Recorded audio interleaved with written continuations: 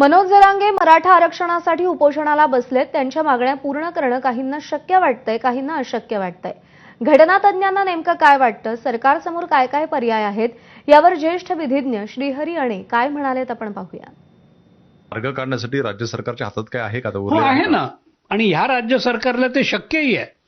दिल्लीला त्यांचंच सरकार बसलेलं आहे. दिल्लीमध्ये कॉन्स्टिट्यूशन अमेंडमेंटचा भाग आणायला हवा. घटनात्मक दुरुस्ती करून ह्या पद्धतीला प्राधान्य देण्याकरता जे काही कायद्यात बदल करावा लागेल तो घटनेत करावा लागणार आहे. हे करण्याकरता या सरकारने केंद्र सरकारला कन्व्हिन्स करावं की हे करा. म्हणजे मर्यादा वाढवली पाहिजे. मर्यादा वाढवणं त्याच्यातला एक भाग आहे. यांचं जे मोजमाप आहे की हे खरोखर अविकसित आहेत की नाही हे ठरवण्याची मोजमाप काय असायला हवी याचा विचार करावा लागेल. पुन्हा हे ठरवतं कोण? आजच्या घटकेला कॉन्स्टिट्यूशनमध्ये अमेंडमेंट नंतर सेंट्रल गव्हर्नमेंट ठरवते. स्टेट गव्हर्नमेंटलाही तेच ठरवण्याचे अधिकार देण्याकरता जी अमेंडमेंट आली आहे तिला चालना देणारी क्रिया नाही झालेली आहे. त्याच्यामुळे अनेक गोष्टी कायद्यात करण्यासारख्या आहेत ज्या आजतागायत झाल्या नाहीत. त्या कायद्यात केल्यानंतर प्रश्न सुटेल का?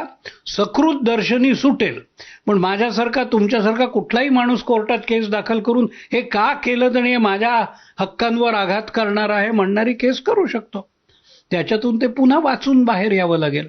पण हे काही न करता नुसतंच बघ्याची भूमिका घेतली तर प्रश्न सुटणार नाही आहेत. खरंच जर सोल्युशन हवं असेल तर कॉन्स्टिट्यूशन अमेंडमेंट करावी लागते. त्याच्याकरता एक हा फार मोठा ऑपॉर्च्युनिटी आहे की इथे बसलेलं सरकारच तिथे बसलेलं आहे.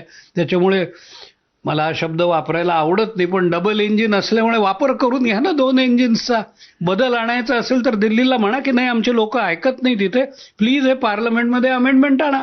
मग पार्लमेंटमधून पास करून घ्यावं लागेल, अपर हाऊसमधून पास करून घ्यावं लागेल, 2/3 राज्यात फिरवून पास करून घ्यावं लागेल. आणि मग त्याच्यानंतर तर कायदा बनतो.